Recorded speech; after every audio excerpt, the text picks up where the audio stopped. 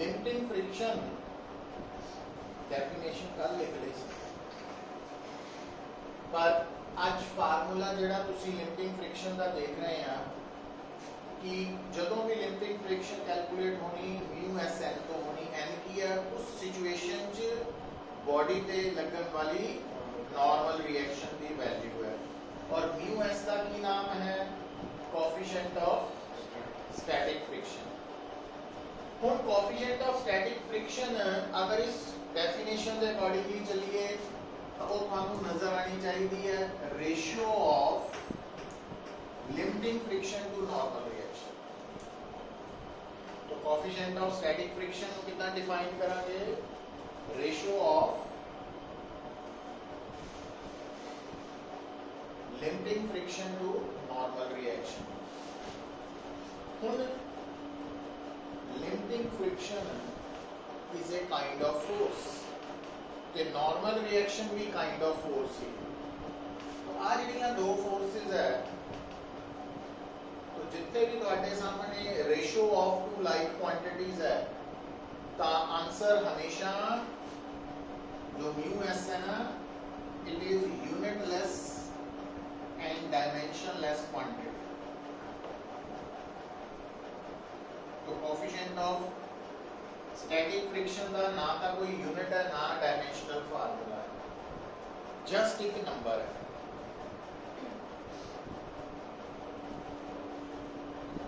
ठीक है, एक नंबर है, और नोट करके लिख लीजिए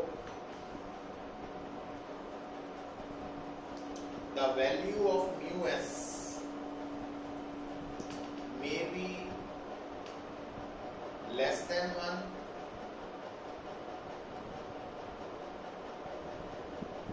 equal to 1 or greater than 1। जो कोफिशिएंट ऑफ स्टैटिक फ्रिक्शन है, इसकी वैल्यू एक तो घट बराबर या ज्यादा हो सकती है, ये याद रखना। आमतौर पे जो कोफिशिएंट ऑफ स्टैटिक फ्रिक्शन है, इसकी वैल्यू थानू लैस दैन 1 ही मिलेगी जितने भी न्यूमेरिकल्स है। उतों लगन लग पैंदा कि इसकी वैल्यू ग्रेटर दैन 1 नहीं हो सकती, बट हो सकती है। तो क्वेश्चन बन गया साडा आंसर। दूसरा लिखो, सेकंड पॉइंट नोट करके लिखियो, coefficient of static friction depends on, ये कादे पे डिपेंड करता है, म्यू एस की वैल्यू कौन डिसाइड करता है, depends on nature of surfaces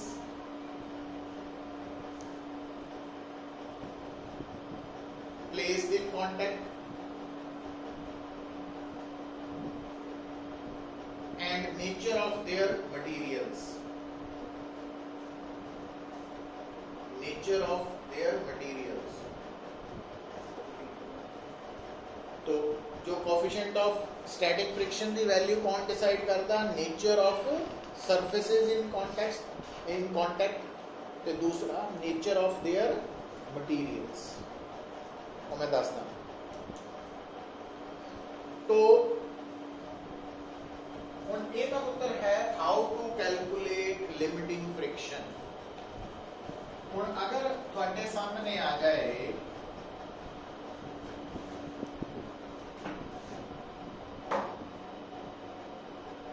kinetic friction,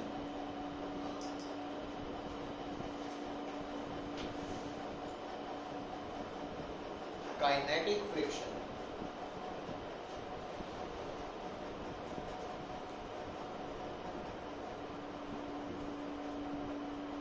तो देखो, this force comes into play, this force comes into play when one body actually moves over the surface of another body। तो kinetic friction उदों आएगी जदों तुहाडे सामने एक बॉडी दूसरी बॉडी के सरफेस पे एक्चुअली मूव कर रही।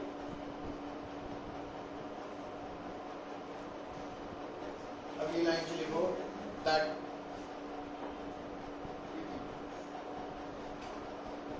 Kinetic friction always acts kinetic friction always acts tangentially to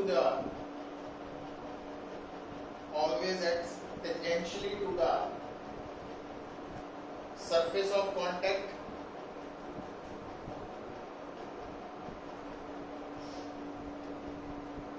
in a direction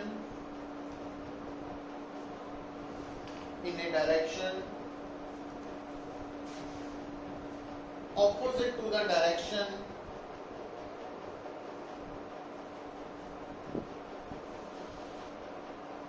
in which the body is moving.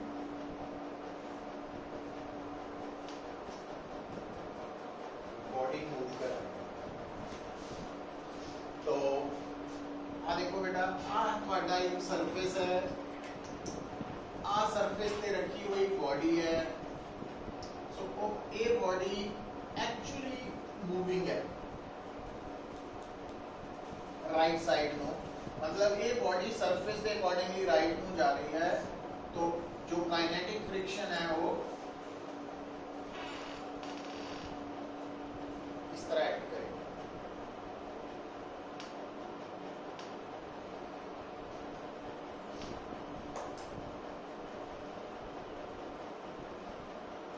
और काइनेटिक फ्रिक्शन को कैलकुलेट करने लिए पुत्र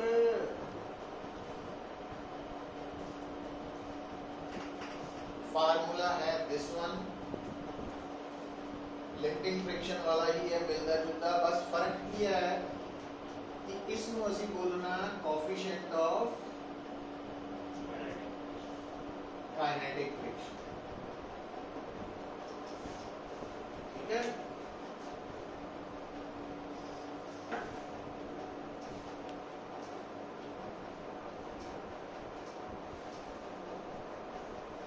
अच्छा ये नॉर्मल रिएक्शन की वैल्यू है जो बॉडी पे एक्ट कर रही है. अच्छा हुन अगर मेरे को कोई कहे what is coefficient of kinetic friction, तो मैं इस फार्मूला को देख के कह सकता it is the ratio of kinetic friction to normal reaction.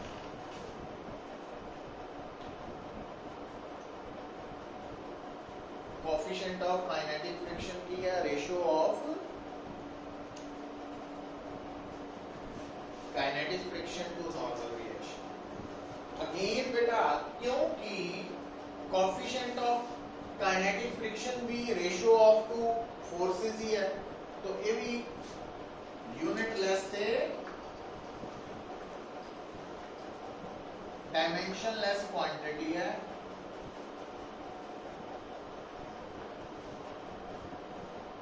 पर एक नंबर ही है. पर जिस तरह म्यू एस बारे दसिया सी कि उसकी value less than 1 equal to 1 greater than 1 हो सकती है, but coefficient of kinetic friction की वैल्यू हमेशा लेस देन 1 ही होएगी. तो its value is always less than 1. ठीक है. अच्छा मुझे बेटा ऑलवेज लेस देन वो ऑब्जर्व होई गया, तो ऑलवेज लेस देन 1. और इनका क्यों है ਉਹਦਾ जवाब हम ਆਪਾਂ लास्ट ਤੇ मिलेगा थोड़ा ਜਿਹਾ, बट याद रखना ना कि ਇਹਦੀ वैल्यू हमेशा लेस देन 1 है. ਹੁਣ कोएफिशिएंट ऑफ काइनेटिक फ्रिक्शन बारे भी पता लग गया. काइनेटिक फ्रिक्शन ਨੂੰ कैलकुलेट ਕਰਨ ਲਈ फार्मूला भी पता लग गया. लिफ्टिंग ਨੂੰ कैलकुलेट ਕਰਨ ਦਾ भी फार्मूला पता लग चुका. ਹੁਣ हेडिंग लिखो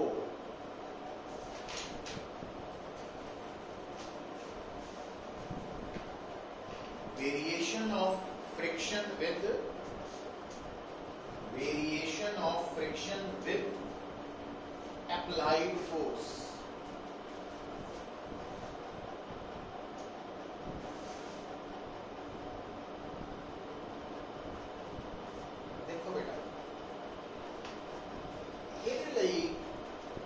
ਅਸੀਂ ਇੱਕ ਨੂਮੈਰੀਕਲ ਕਨਸੈਪਟ ਕੱਲ ਆਪਣੇ ਆਪ ਲਈ ਸਮਝਾਉਣ ਲਈ ਇੰਟਰੋਡਿਊਸ ਕੀਤਾ ਸੀ, ਜਿਹਦੇ 'ਚ ਮੈਂ ਇੱਕ ਡਾਇਗਰਾਮ ਬਣਾਈ ਸੀ, ਬੋਡੀ ਬਣਾਈ ਸੀ, ਉਹਦੇ ਤੇ ਪੁਲਿੰਗ ਫੋਰਸ F ਬਣਾਈ ਸੀ, ਔਰ ਪੁਲਿੰਗ ਫੋਰਸ ਦੀ ਵੈਲਿਊ ਪਹਿਲਾਂ 0 ਮੰਨੀ ਸੀ ਆਪਾਂ, ਹੈਗਾ ਬਣਿਆ ਟੇਬਲ, ਉਹ ਕੱਢ ਲਓ। ਪੁਲਿੰਗ ਫੋਰਸ F 0 ਸੀ, फिर उन्होंने 5 न्यूटन किया सी, फिर 10 किया सी, कुछ इतना का करते गए सी ना आप, है ना। तो तुसी नोट करो बेटा, जब तक पुलिंग फोर्स 20 न्यूटन सी 0 तो 20, तब केड़ी फ्रिक्शन एक्ट कर रही सी आपा देखिया, स्टैटिक, और उस स्टैटिक फ्रिक्शन की वैल्यू भी अप्लाइड फोर्स पे इक्वल आ रही सी। इसका मतलब अगर असी अप्लाइड फोर्स या एक्सटर्नल फोर्स पे फ्रिक्शन के विच ग्राफ प्लॉट करिए, तो तुसी नोट करो 0 तो लैके 20 तक जदों यदि वैल्यू 0 है, आ भी 0, जदों यदि वैल्यू 5 है, आ भी 5, तेरा मतलब शुरू च ग्राफ की बनूगा, क्योंकि जब दोनों वेरिएबल्स बराबर हों तो उन्हां च ग्राफ की होना, इंक्लाइंड स्ट्रेट लाइन होनी। तो इत्थे तक बन गया।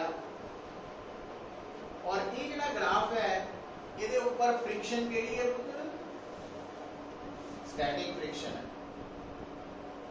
और ए पॉइंट पे जाके स्टैटिक फ्रिक्शन की होगी सी मैक्सिमम, और उन्होंने असी कहते हैं लिमिटिंग फ्रिक्शन। पर उस तो बाद जदों तुसी अप्लाइड फोर्स को इंक्रीज किया सी,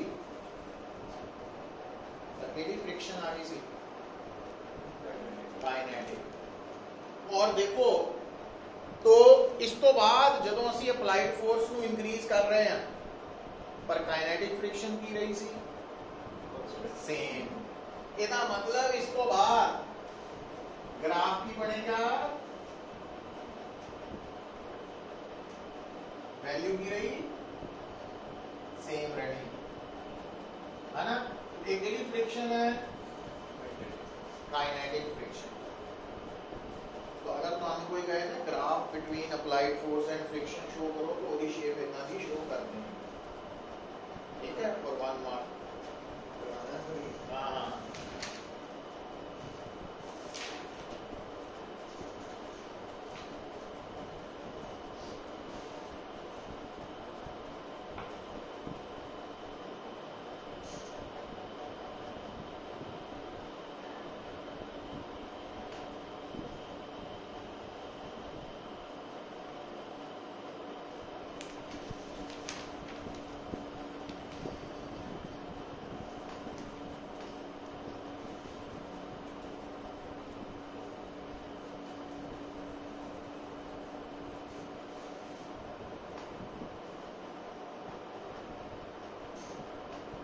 ठीक है।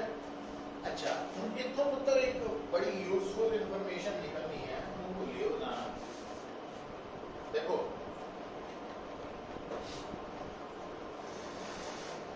अगर मैं पॉइंट मार्क करा बी, तो बी पॉइंट के कॉरस्पॉन्डिंग केड़ी फ्रिक्शन है? स्टैटिक है। और बी पॉइंट वेले जी स्टैटिक फ्रिक्शन है वो काइनेटिक फ्रिक्शन के बराबर है कि ज्यादा वा कि घट है? घट है। इसका मतलब स्टैटिक फ्रिक्शन की वैल्यू काइनेटिक तो घट हो सकती है। यस। अगर मैं सी पॉइंट मार्क करा, केड़ी फ्रिक्शन है? स्टैटिक ही है। किहदे बराबर?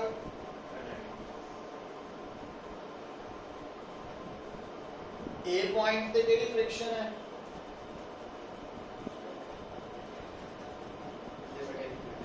लिफ्टिंग स्टैटिक ही है, तो स्टैटिक फ्रिक्शन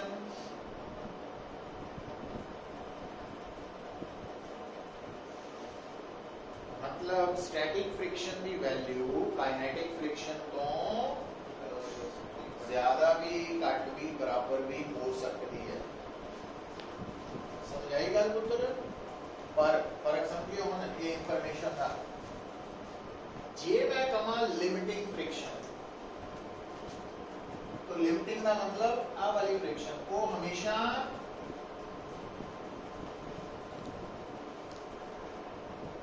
लिमिटिंग फ्रिक्शन हमेशा की है greater than kinetic friction, practically हमेशा ज्यादा ही है। हाँ समझो इतना हो सकता कि FL की वैल्यू FK तो थोड़ी जी हल्की जी ज्यादा हो। आप कई बार प्रैक्टिकली न्यूमेरिकल करते वक्त तो डिफरेंस की कर देते हैं इग्नोर, बट जे सानू कोई थ्योरेटिकली पूछे कि लिफ्टिंग फ्रिक्शन को हमेशा काइनेटिक से ज्यादा होनी है, बराबर नहीं होनी, ना लेस देन होनी। ठीक है, अच्छा देखियो उत्तर फर्क समझियो। एक होंगी स्टैटिक फ्रिक्शन, एक होंगी कोएफिशिएंट ऑफ स्टैटिक फ्रिक्शन।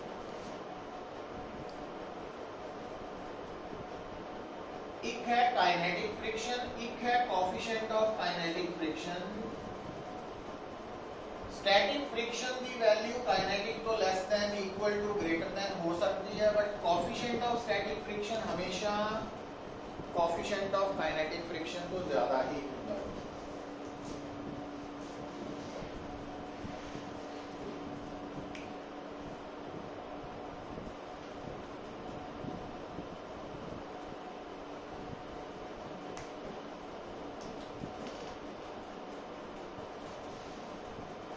ठीक है, पता लगा? क्योंकि FL के बराबर सी म्यू एस है, FK के बराबर सी म्यू के एन कट्टे गए तो बराबर नहीं हो सकता। पर हम मैं गल समझाने लगा जी नोट करना पुत्र। सपोज करो लिसन, तुसी कोई प्रॉब्लम सॉल्व कर रहे हैं, उस प्रॉब्लम च उन्हें म्यू एस भी गिवन है, म्यू के भी गिवन है। तो उस प्रॉब्लम को सॉल्व करते वक्त जे तुसी FK निकालना, FK कटन का फार्मूला म्यू के एन है, ते FL कटन का फार्मूला म्यू एस एन है। तो जे सानू म्यू एस और म्यू के सैपरेटली गिवन है तो असी वो अपनी अपनी जगह पे यूज करने। पर कई बार एक्सेप्शन है, कई बार हो सकता उन्हें साडे न्यूमेरिकल च ना तो म्यू एस गिवन है ना म्यू के गिवन है। उन्हें पता कि क्या, उन्हें क्या coefficient of friction is, coefficient of friction is मतलब जे सानू कल्ला कोएफिशिएंट ऑफ फ्रिक्शन गिवन है तो उन्होंने असी म्यू एस की जगह भी यूज कर लेना और म्यू के की जगह। पर जे सैपरेटली गिवन है फिर वो अपनी अपनी जगह पे ही यूज होने हैं, ये इंटरचेंज नहीं करना। ये थोड़ा ध्यान रखांगे जो असाइनमेंट शुरू होनी है कल तो, फिर आप इन्हों सारे समझ पाना। एक होर गल देखो पुत्र, जदों तुसी फ्रिक्शन को इंक्लूड करना तो उदों तुहाडे सामने तीन कंडीशंस होनी है। पहली, बॉडी रेस्ट पे है और टेंड्स टू मूव है तो स्टैटिक फ्रिक्शन। जे बॉडी रेस्ट पे है but on the verge to move है तो लिफ्टिंग फ्रिक्शन। ते जे बॉडी एक्चुअली मूव्स है तो फिर काइनेटिक फ्रिक्शन को कंसीडर करना। ये गल याद रखनी है ना। हुण लिखो, और ये कोई इंफॉर्मेशन आप निकाल चुके हैं जितनी निकाल। आगे लिखो पुत्र, लॉज ऑफ लिमिटिंग फ्रिक्शन। ये मोस्ट इंपॉर्टेंट टॉपिक है, लॉज ऑफ लिमिटिंग फ्रिक्शन।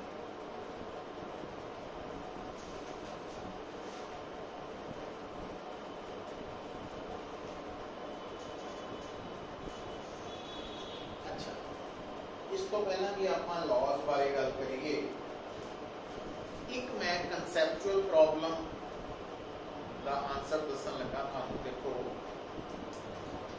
मान लो प्रैक्टिकली तुहाडे सामने एक हैवी बॉक्स है और वो सपोज फर्श के ऊपर रखा हुआ है और उस बॉक्स को चक के ले जाना बड़ा मुश्किल है। इसका मतलब उन्होंने स्लाइड करके ही ले जा सकते हैं।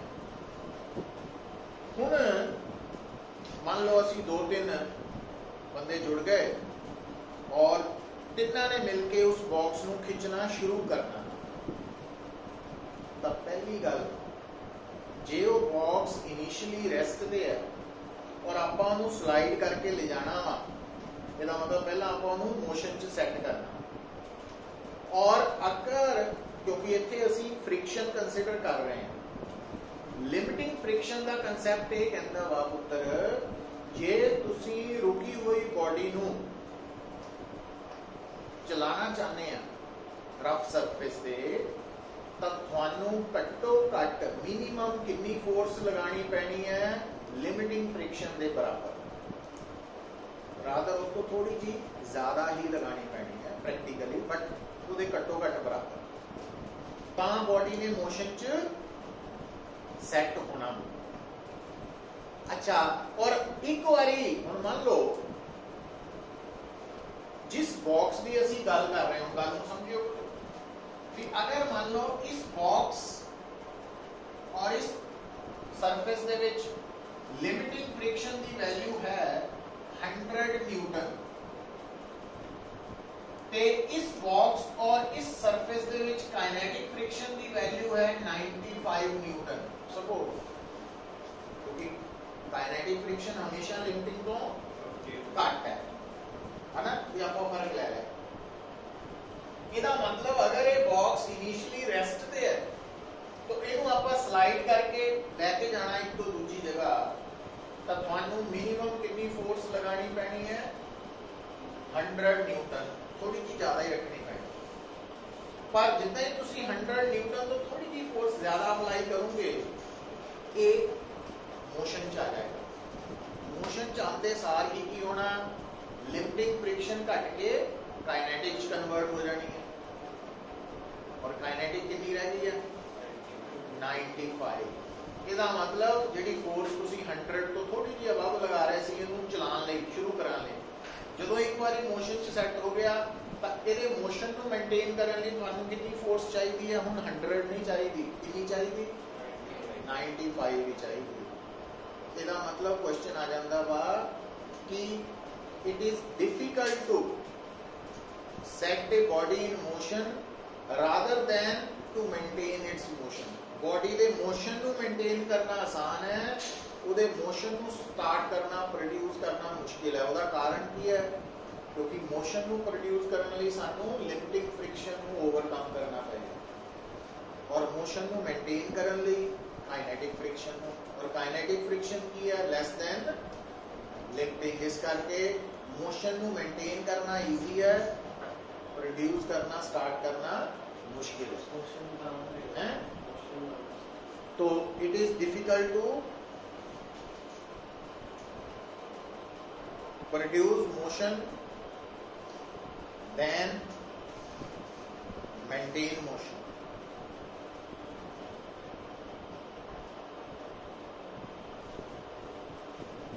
ये नोट्स जेडे तुहानू सेंड कीते ऑनलाइन, उहदे सारे आंसर्स क्वेश्चन पे लिखे हुए हैं, क्वेश्चन भी बने हुए हैं, उससे बुक चो भी कर सकते हैं, सारी ऑप्शन है ना। क्योंकि जेडे दा आर्टिकल्स है कंसेप्ट्स है वो आप क्लास च डिस्कस कर जाते हैं, क्वेश्चन जेडे और जस्ट बोल देने हैं आंसर, उतों तुसी चेक कर सकते हैं।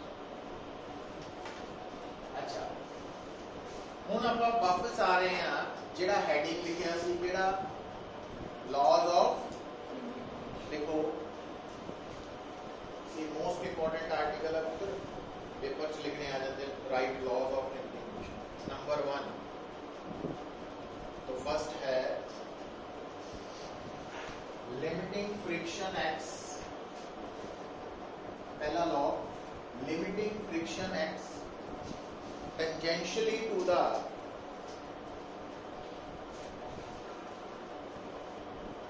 surface of contact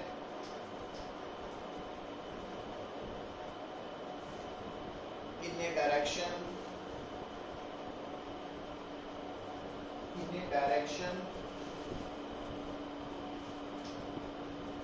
opposite to the direction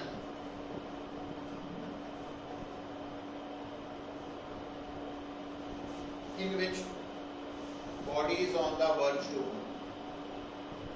In a direction in which body is on the verge, VERG, to move.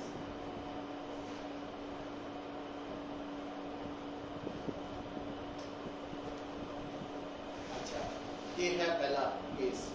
तो अगर इन्हों आप डायग्राम के नाल समझिए तो आ सरफेस आ गया, आ बॉडी आ गई। मैं जान के गैप रखा। तो अगर ये body on the verge to move है राइट साइड वाल, तो इस तरफ लिमिटिंग फ्रिक्शन एक्ट करेगी टेंजेंशियली। अच्छा, अगर इस बॉडी में लगन वाली नॉर्मल रिएक्शन n है तो सेकंड लॉ की बनेगा, वो तो लिख लो, डायग्राम बना लो, जितना मर्जी कर लो, चाहिए तो मिक्स ही है तो।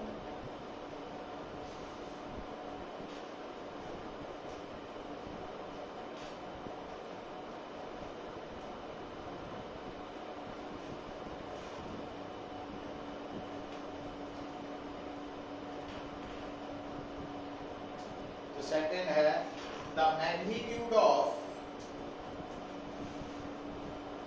limiting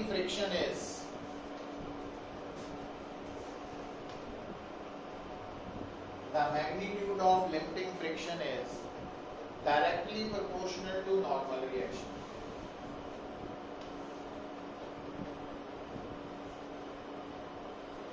मतलब जितना ज्यादा नॉर्मल रिएक्शन होएगा लिमिटिंग फ्रिक्शन भी उतनी ज्यादा होगी।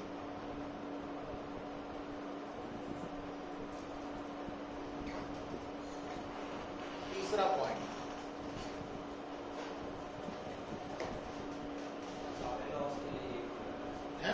हाँ चारा लिखो, बस खत्म हो गया अभी तक। तो चौथी थर्ड लिखो, limiting friction is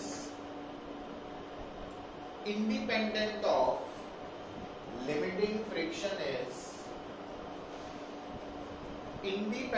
of apparent area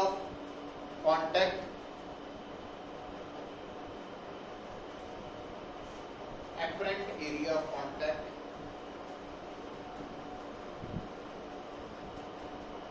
unless normal reaction remains the same.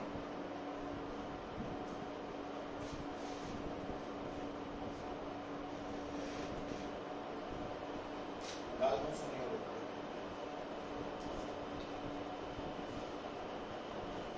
देखो ये आप मान लेने एक सरफेस, ठीक है, आ है बॉडी। तो ये जी बॉडी है, मैं इन इदा रखता, ठीक है। मैं इस बॉडी नू जे इत्थे इदा रखिया इस पोजीशन च, तां इहदी जगह मैं इदा रखता। ये दो अलग अलग सिचुएशंस आ रही हैं। हुण देखण वाले नू थानू की नजर आ रहा, उधर देखियो, आ सारा सरफेस सॉलिड ही है। इहदा मतलब जदों मैं इहनू इदा रखिया इदा, तां इहदा सरफेस ऑफ कॉन्टैक्ट आ बनिया। आ वाला एरिया है ना जिहदे नाल इत्थे जुड़ गई, पर जे मैं इनू इदा रखांगा तो सिर्फ इत्थों जुड़ेगी क्योंकि इस पिछों तो हॉलो है ना। तो हम मैनू दसो ज्यादा एरिया ऑफ कॉन्टैक्ट इदा होएगा कि इदा होएगा? आह है ना एरिया ऑफ कॉन्टैक्ट ज्यादा, इदा घट है तो एक तो थोड़ी जुड़ना वा। समझ आएगा? हाँ, अगर ये सॉलिड होता फिर आप कह दें जी आ ज्यादा वा ते आह घट। ठीक है, हुण सानू थोड़ा जिहा इंप्रैशन ये है गल दा कि जिहड़ी फ्रिक्शन है ना वो एरिया ऑफ कॉन्टैक्ट के कारण हुंदी है कॉन्टैक्ट करके। इस करके जिथे ज्यादा एरिया च कॉन्टैक्ट बनिया उत्थे फ्रिक्शन भी ज्यादा होनी चाहिए। पर आ थर्ड पॉइंट ने पता की क्या, देखो इधर सुनो, हुण तुसीं चाहे डस्टर नूं इदा रख लो, ठीक है, जे इदा भी रखोगे ना तो आ तुहाडा सरफेस आ गया और आ तुहाडी डस्टर बॉडी आ गई। हुण इस डस्टर ते या बॉडी ते केड़ी फोर्स लग रही है? एक लग रही है वेट, दूजा नॉर्मल रिएक्शन। अच्छा, हुण जिहड़ी फ्रिक्शन लगनी है वो अलोंग द सरफेस लगनी है। तो जिहड़ियां forces normal to the surface of contact होंदियां वो हमेशा की करदियां? बैलेंस। इसका मतलब n की वैल्यू किहदे बराबर आऊ? mg आऊ। जे तुसी इस डस्टर नूं इदा रखण दी बजाय इदा भी रख दिंदे आ तां भी नॉर्मल रिएक्शन की रहेगा? mg रहेगा। तो आ जी लाइन लिखी है, कहता अगर नॉर्मल रिएक्शन च फर्क ना पे तो फिर जब तक नॉर्मल रिएक्शन नहीं चेंज होता तब तक जो लिमिटिंग फ्रिक्शन है वो एरिया ऑफ कॉन्टैक्ट पे डिपेंड नहीं करती। इट मींस देखो, चाहे सरफेस इदा रख लो इनू ते चाहे इदा रख लो, क्योंकि दोनों cases they which area of contact की है डिफरेंट, पर नॉर्मल रिएक्शन ਇਹਦਾ मतलब दोनों केसेस ਦੇ ਵਿੱਚ लिमिटिंग फ्रिक्शन ਦੀ वैल्यू ਕੀ ਹੈ ਉਹ सेम ਆਊ। तो ਹੁਣ ਇਸ ਕਨਸੈਪਟ ਨੂੰ ਅਸੀਂ ਕਨਸੈਪਚੁਅਲ ਪ੍ਰੋਬਲਮ ਕਿਹਦੇ ਨਾਲ ਜੋੜਨਾ? ਜਿਹੜੀਆਂ ਬ੍ਰੇਕਸ ਹੈ, ਠੀਕ ਹੈ। तो ब्रेक्स ਜਦੋਂ ਅਸੀਂ ब्रेक ਲਗਾਉਂਦੇ ਆ, ਜੇ ਐਕਟਿਵਾ ਮੋਟਰਸਾਈਕਲ ਵੱਲ ਛੱਡ ਦਈਏ ਸਾਈਕਲ ਵੱਲ ਆ ਜਾਈਏ ਸਿੰਪਲ ਵੇ ਚ, ਕਿਉਂਕਿ ਉੱਤੇ ਬ੍ਰੇਕਸ ਨਜ਼ਰ ਆ ਰਹੀਆਂ। ਜਦੋਂ ਬ੍ਰੇਕਸ ਅਪਲਾਈ ਕਰਦੇ ਆ ਨਾ ਪੁੱਤ, ਤਾਂ ਬ੍ਰੇਕਸ ਕੀ ਕਰਦੀਆਂ ਵਾ? ਟਾਇਰ ਦੇ ਬਿਲਕੁਲ ਸਰਫੇਸ ਨਾਲ ਜੁੜ ਜਾਂਦੀਆਂ। ਠੀਕ ਹੈ, ਹੁਣ ਉਹ ਜਿਹੜੀਆਂ ਬ੍ਰੇਕਸ ਹੈ ਉਹ ਚਾਹੇ ਸਾਈਜ਼ ਦੇ ਵਿੱਚ ਛੋਟੀ ਹੋਏ, ਮਤਲਬ ਉਹਦਾ ਏਰੀਆ ਆਫ ਕੰਟੈਕਟ ਵੀਲ ਦੇ ਨਾਲ ਘੱਟ ਹੈ, ਚਾਹੇ ਸਾਈਜ਼ 'ਚ ਵੱਡੀ ਹੋਏ ਉਹਦਾ ਏਰੀਆ ਆਫ ਕੰਟੈਕਟ ਜ਼ਿਆਦਾ ਵਾ, ਪਰ ਉਹਨੇ ਇਫੈਕਟ ਕੀ ਪੈਦਾ ਕਰਨਾ? ਸੇਮ ਪੈਦਾ ਕਰਨਾ। ਕਿਉਂ? ਕਿਉਂਕਿ friction independent of area of contact. इस करके छोटी ब्रेक साइज च या वड्डी ब्रेक साइज च को रोकण च नहीं कोई ज़्यादा फर्क आना। हाँ, फर्क किहदे च आना? जिहड़ी छोटी ब्रेक है, जिहड़ी छोटी ब्रेक है साइज च उन्हें घस जाना जल्दी, घट मटीरियल है, तो जिहड़ी वड्डी ब्रेक है थोड़ा ज़्यादा देर तक काम आएगी, है ना। बस ये है, बट रोकण च दोनों ने इफेक्टिव सेम ही है। वो तो सेम ही है ना, फोर्स जिहड़ी है वो तो सेम ही लगनी है दोनों, वड्डी वाली जो छोटी वाली फ्रिक्शन की वड्डी वाली और छोटी वाली ब्रेक अगर सेम मटीरियल की बनी है तो उन्ना ही इफेक्टिवली साइकिल नूं रोकेगी, बट फर्क नहीं पैना। वड्डी जिहड़ी साइज की वड्डी है मटीरियल की ज़्यादा देर चलेगी, जिहड़ी छोटी है घट चलेगी, बट फ्रिक्शन दोनों ने सेम पैदा कर। तो ये कंसैप्चुअल प्रॉब्लम आ जाती है साइड। हुण थर्ड तो बाद फोर्थ पॉइंट लिखो।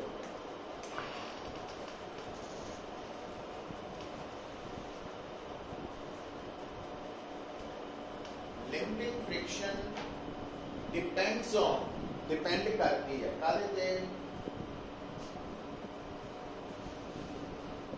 नॉर्मल रिएक्शन ते तां करदी सी, depends on nature of material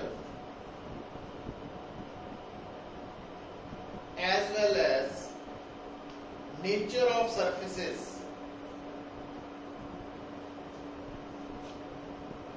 placed in contact with each other.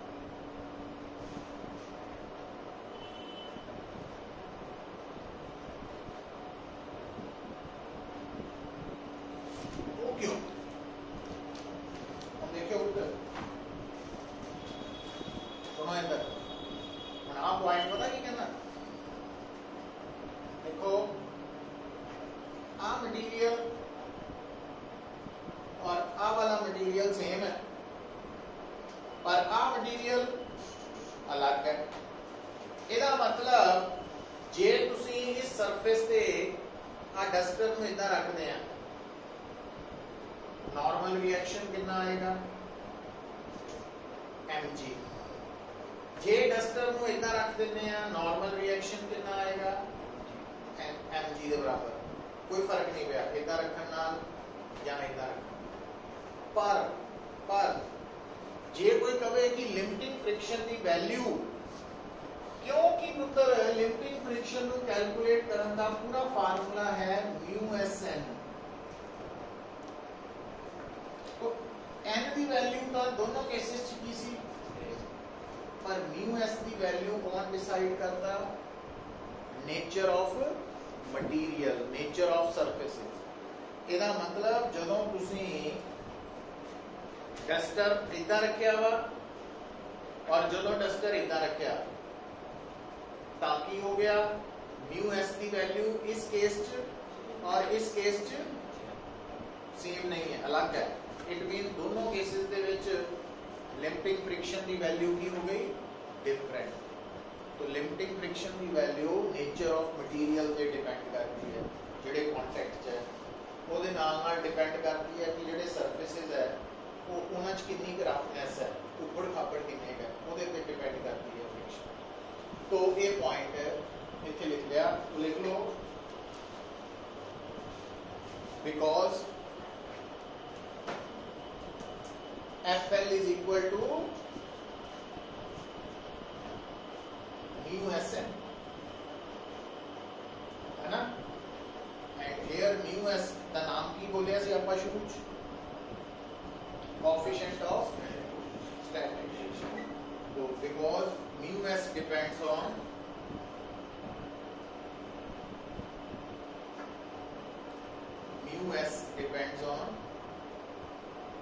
nature of material and nature of surfaces.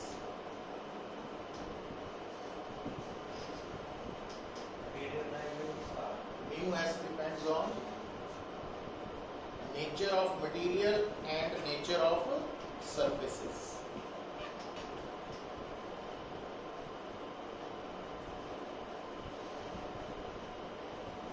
ये लॉज ऑफ लिमिटिंग फ्रिक्शन है चार, ये एग्जाम च आ सकते हैं। हुण बेटा नोट करके लिखो, कल आप लास्ट डिस्कस किया सी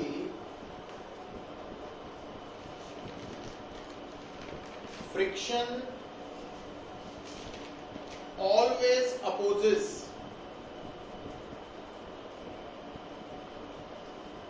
नोट करके लिखो, friction always opposes relative motion of body, friction always opposes relative motion of body with respect to surface,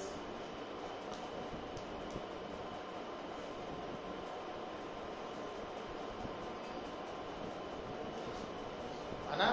समझाई सी ना गल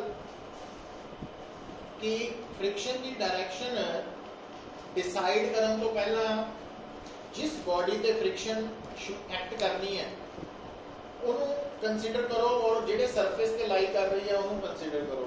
और सोचो कि वो बॉडी सरफेस के अकॉर्डिंगली किधर को जाना चाह रही है या जा रही है, तो वो ऑपोजिट फ्रिक्शन लगनी है उस बॉडी पर। अगली लाइन लिख लो, बट फ्रिक्शन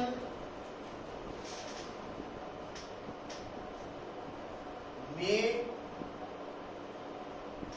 अपोज और produce motion in the body. Body का मोशन पैदा भी कर सकती है, बॉडी के मोशन को अपोज भी कर सकती है, बट रिलेटिव मोशन को हमेशा की करती है अपोज। फर्क पता ना? कल दसिया। अच्छा हुण लिखो पुत्र, नोट करके इंपॉर्टेंट है। Origin of friction is, friction आई किथों है? Origin of friction is electromagnetic force. Origin of friction is electromagnetic force. Electromagnetic force समझते हो? देखो जेडे मैटर है, चाहे मैटर असी है, चाहे चेयर है, मैटर है, पर जे असी इस मैटर को देखिए भी बनिया कादा होया, तो पहली बात तो कहांगे मॉलिक्यूल्स का। ते मॉलिक्यूल्स अगे कौन है? Collection of atoms. एटम्स को मिला के मॉलिक्यूल्स बनते हैं। जे सिंगल एटम का मॉलिक्यूल है तो मोनो एटॉमिक, जे दो का है तो डाई एटॉमिक, जे तीन का है तो ट्राई एटॉमिक, जे ज्यादा का है तो पॉली एटॉमिक। ਇਹਦਾ मतलब हर मॉलिक्यूल क्योंकि एटम्स का बनया, तो एटम के अंदर कौन है? चार्ज पार्टिकल्स, इलेक्ट्रॉन्स है, प्रोटॉन्स है, न्यूट्रॉन से तो चार्ज होता है। ਇਹਦਾ मतलब आप की कह सकते हैं, असं सारे ही मैटर कादा वा? Ocean of electrons and protons. यही सारे इलेक्ट्रॉन प्रोटॉन्स तो बने हैं ना, इतनी हर चीज इलेक्ट्रॉन प्रोटॉन्स तो बनी। तो इलेक्ट्रॉन प्रोटॉन्स का मास तो है ही है, पर उन्होंने एक होर प्रॉपर्टी है जिन्हों चार्ज कहते हैं, पॉजिटिव चार्ज, नेगेटिव चार्ज, पता कि नहीं? तो जदों दो बॉडीज अपने एक दूसरे को इस करके अट्रैक्ट कर रही हैं या रिपेल कर रही हैं क्योंकि उन्होंने कोई चार्ज है, चार्ज करके अगर फोर्स लगा रही है एक दूसरे से, तो उस फोर्स का नाम है इलेक्ट्रोमैग्नेटिक फोर्स। तो electromagnetic force, force due two charges, और फ्रिक्शन से पैदा होने का कारण की है? ओरिजिन ऑफ फ्रिक्शन इज, और वो इलेक्ट्रोमैग्नेटिक फोर्स क्यों है? क्योंकि असि सारे ही सारियां बॉडीज ही कादियां बनिया हुई हैं, चार्जेस भी। ते जे वो कहता है, मान लो असि सारे बने होंदे या साडे सामने एक बॉडी है जिहड़ी सिर्फ न्यूट्रॉन्स की बनी है, तो फिर उत्ते फ्रिक्शन नहीं होनी। क्यों नहीं होनी? क्योंकि ओरिजिन ऑफ फ्रिक्शन है इलेक्ट्रोमैग्नेटिक फोर्स, तो न्यूट्रॉन न्यूट्रल है, उत्ते चार्ज है नहीं, उत्ते फ्रिक्शन नहीं। अच्छा हुण लिखो, cold theory of friction.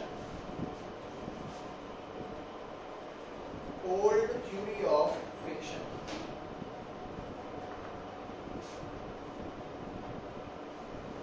Cold theory of friction दे विच बेटा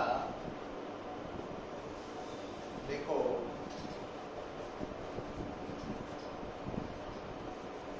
जब स्टार्टिंग में फ्रिक्शन का कारण रीजन लभन की कोशिश की है, हम तो सानू पता लग चुका भी वो इलेक्ट्रोमैग्नेटिक फोर्स है।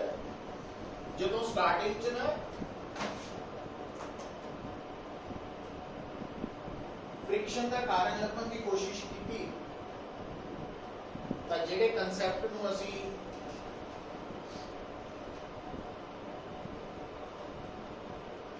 ਸਮ ਅਪ ਕੀਤਾ, ਇਕੱਠਾ ਕੀਤਾ, ਉਹਨੂੰ ਓਲਡ ਥਿਊਰੀ ਦੇ ਅੰਡਰ ਲਿਖ ਲਿਆ।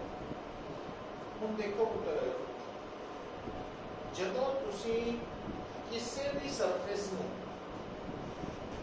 ਦੇਖਦੇ ਆ, ਟੱਚ ਕਰਦੇ ਆ, ਤਾਂ ਕਈ ਵਾਰ ਤਾਂ ਤੁਹਾਨੂੰ ਲੱਗਦਾ ਵੀ ਇਹ ਸਰਫੇਸ ਸਮੂਥ ਹੈ, ਬੜਾ ਪਲੇਨ ਜਿਹਾ। ਕਈ ਵਾਰ ਕੀ ਲੱਗਦਾ ਉਪੜ ਖਾਪੜ ਜਿਹਾ, ਰਫ ਹੈ। ਠੀਕ ਹੈ, ਹੁਣ ਜਿੱਦਾਂ ਆਹ ਸਰਫੇਸ ਇਹਦੇ ਮੁਕਾਬਲੇ ਆਹ ਰਫ ਲੱਗੇਗਾ, ਆਹ ਥੋੜਾ ਸਮੂਥ ਲੱਗੇਗਾ। ਪਰ ਈਵਨ ਜਦੋਂ ਅਸੀਂ ਹਰ ਸਰਫੇਸ ਨੂੰ ਜਿਹੜਾ ਅੱਖਾਂ ਨਾਲ ਬੜਾ ਸਮੂਥ ਪਲੇਨ ਜਿਹਾ ਨਜ਼ਰ ਆ ਰਿਹਾ, ਜਦੋਂ ਅਸੀਂ ਉਹਨੂੰ ਅੰਡਰ ਮਾਈਕਰੋਸਕੋਪ ਦੇਖਦੇ ਆ ਤਾਂ ਅਸੀਂ ਕੀ ਆਬਜ਼ਰਵ ਕਰਦੇ ਆ ਕਿ ਉਹ ਸਰਫੇਸ ਵੀ ਇਦਾਂ ਉੱਚਾ ਨੀਚਾ, ਅੱਖਾਂ ਨਾਲ ਦੇਖਣ ਨੂੰ ਬੜਾ ਸਮੂਥ ਲੱਗੇਗਾ, ਪਰ ਐਟੋਮਿਕ ਲੈਵਲ ਤੇ ਇਦਾਂ।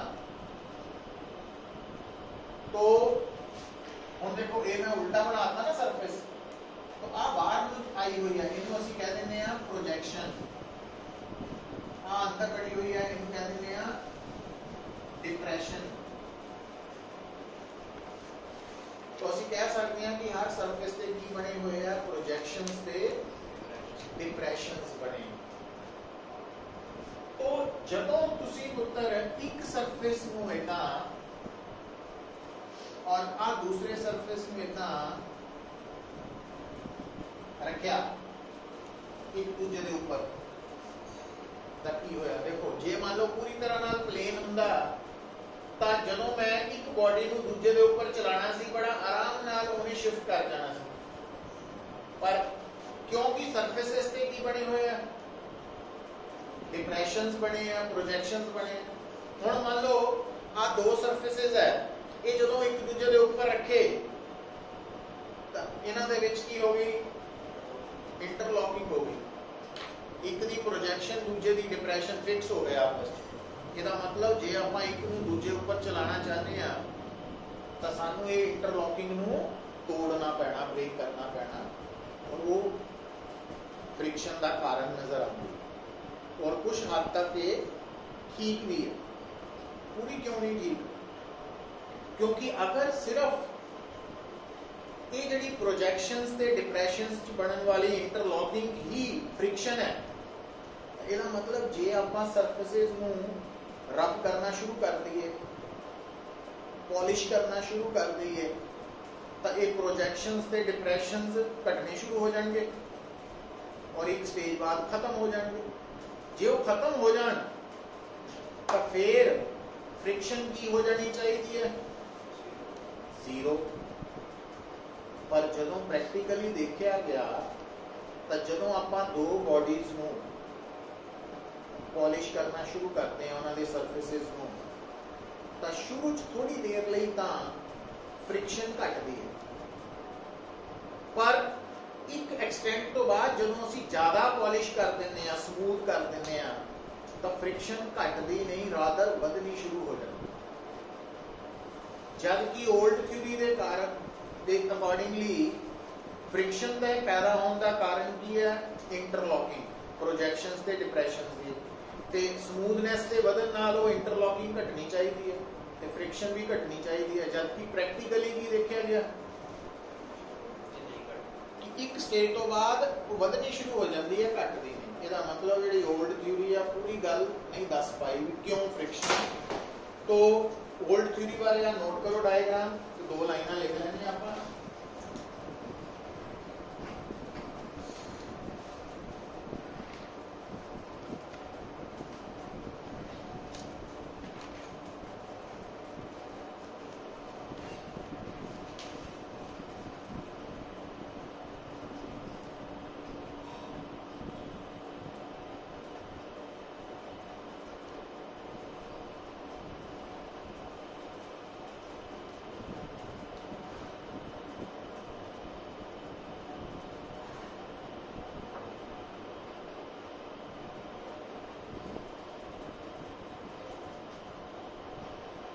According to this theory,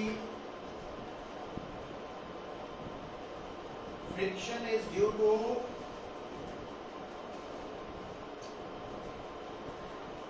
interlocking between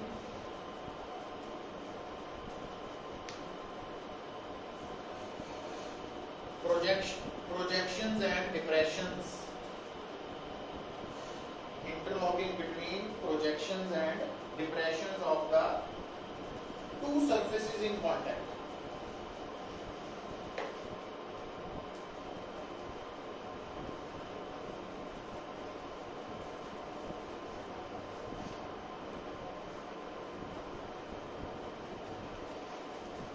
This fact is true up to some extent.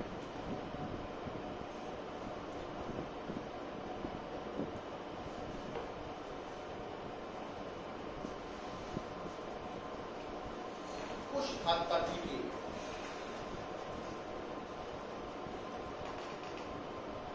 ये फेल क्यों हो गया concept?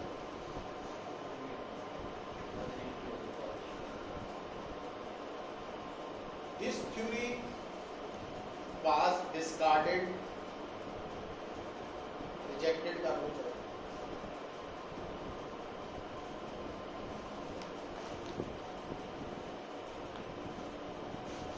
because when two perfectly plane surfaces are placed in contact, perfectly plane surfaces are placed in contact, then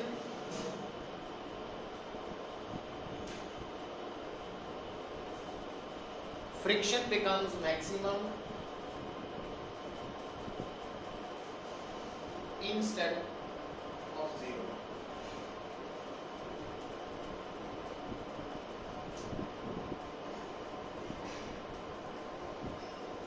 zero होने की बजाय maximum हो जाती है।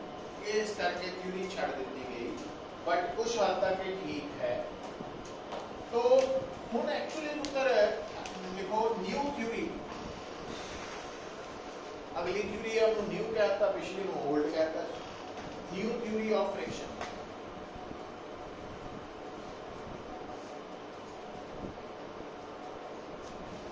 तो न्यू थ्योरी बोलती है बेटा, आ देखियो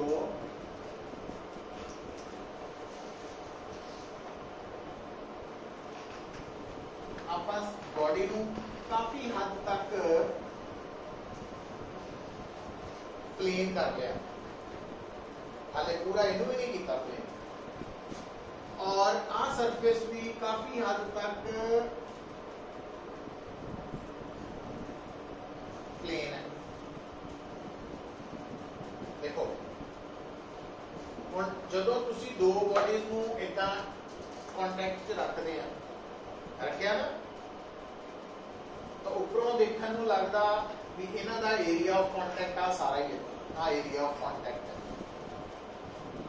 ਪਰ ਜੇ ਵਿੱਚੋਂ ਦੀ ਧਿਆਨ ਨਾਲ ਦੇਖੋ ਤਾਂ ਵਿੱਚ ਕੀ ਹੈ, ਗੈਪ ਆ ਰਿਹਾ ਨਾ ਵਿੱਚੋਂ ਨਜ਼ਰ, ਉੱਥੇ ਪੂਰੀ ਤਰ੍ਹਾਂ ਨਾਲ ਜੁੜੀ ਨਹੀਂ ਹੈ। ਮਤਲਬ ਬਾਹਰੋਂ ਦੇਖਣ ਨੂੰ ਲੱਗਦਾ ਵੀ ਆ ਏਰੀਆ ਆਫ ਕੰਟੈਕਟ ਸਾਰਾ ਹੀ ਹੈ, पर ध्यान नाल देखो एक्चुअली आ एरिया ऑफ कांटेक्ट, आ गैप है। तो ਜਦੋਂ भी दो बॉडीज आपस च कांटेक्ट च रखते हैं ना, ਤਾਂ ਜਿੱਥੇ ਉਹ एक्चुअली जुड़ियां वा वो है एक्चुअल एरिया ऑफ कांटेक्ट, ਤੇ ਜਿਹੜਾ ਬਾਹਰੋਂ अपीयरेंस ਹੁੰਦੀ ਹੈ ਉਹ ਹੁੰਦਾ एपरेंट एरिया ऑफ कांटेक्ट। नजर आता भी पूरी जुड़ी है, बट एक्चुअली अंदरों भी कुछ गैप भी ਹੁੰਦਾ। तो हर बॉडी का actual area of contact apparent तो घट होता है, समझ गए? तो जे दोनों सरफेसेस परफेक्टली स्मूथ है, फिर एक्चुअल एरिया ऑफ कांटेक्ट के एपरेंट बराबर होने, अदरवाइज एपरेंट ज्यादा होना नजर आने वाला है। अच्छा, हम एक थ्योरी कहती है एक्चुअली होया की है पुत्र, देखो ਜਦੋਂ ਤੁਸੀਂ ਇੱਕ ਬॉडी ਨਾਲ ਦੂਸਰੀ ਬॉडी ਨੂੰ ਟੱਚ ਕਰਦੇ ਆ, ਤਾਂ ਜਿੱਥੇ ਐਕਚੁਅਲ ਏਰੀਆ ਆਫ ਕੰਟੈਕਟ ਹੈ, ਐਕਚੁਅਲ ਏਰੀਆ ਆਫ ਕੰਟੈਕਟ, ਉੱਥੇ ਉੱਪਰ ਵਾਲੀ ਦੇ ਐਟਮਸ ਤੇ ਨੀਚੇ ਵਾਲੀ ਦੇ ਐਟਮਸ ਇੰਨੇ ক্লোਜ਼ ਆ ਜਾਂਦੇ ਆ, नेड़े आ जाते हैं कि ऊपर वाली दे एटम दे इलैक्ट्रॉन्स और नीचे वाली दे प्रोटॉन्स, नीचे वाली दे इलैक्ट्रॉन्स ऊपर वाली दे प्रोटॉन्स आपस दे विच अट्रैक्ट हो जाते हैं और उतों बॉडी जुड़ जाती है। और जिथों बॉडी जुड़ गई तो उस जुड़ी हुई बॉडी को तोड़न लई की चाहिए? फोर्स, और वो कारण बनता फ्रिक्शन। तो लिख लो, according to this theory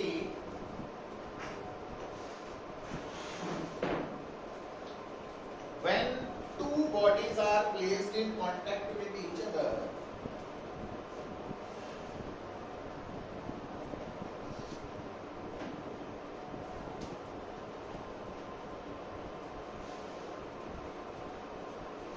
comma,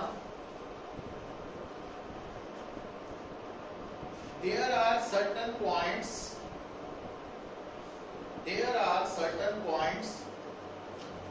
where two surfaces are actually in contact with each other,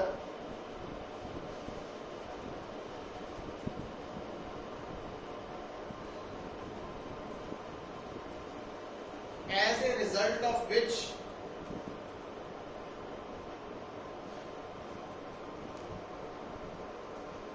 bonds are formed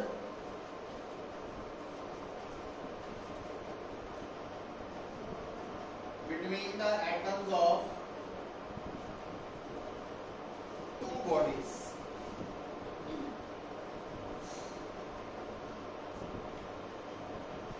These bonds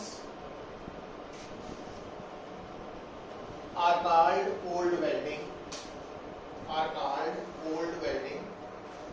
बिना गर्म कितने बॉन्ड बन गए, कोल्ड वेल्डिंग, वेल्ड हो गए। And force required to break these bonds is called friction.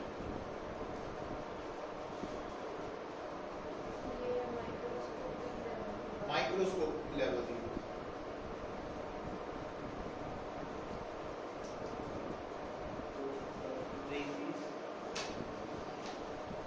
the force required to break these bonds is called friction. ਉਹਨੂੰ friction ਕਹਿੰਦੇ ਨੇ, ठीक है। अच्छा, ਹੁਣ ਇਹ bonds ਬਣਨ ਦਾ ਕਾਰਨ ਕੀ ਹੈ? Electromagnetic force. एक दे इलेक्ट्रॉन दूजे दे प्रोटॉन नाल अट्रैक्ट हो गए तो वो इलेक्ट्रोमैग्नेटिक फोर्स है। ਉੱਥੇ ਆਪਾਂ ਉੱਪਰ ਇੱਕ ਲਾਈਨ ਚ ਲਿਖਿਆ ਹੈ ਨਾ, origin of friction। ਸੋ ਇੱਥੇ ਤੱਕ ਅੱਜ ਰੁਕ ਜਾਂਦੇ ਆ। ਕੱਲ ਨੂੰ ਮੇਰਾ ਲਾਸਟ ਪੋਰਸ਼ਨ फ्रिक्शन ਦਾ ਖਤਮ ਕਰਾਂਗੇ, ਨਾਲ ਅਸਾਈਨਮੈਂਟਸ ਸਟਾਰਟ ਕਰਾਂਗੇ। तो ਹੁਣ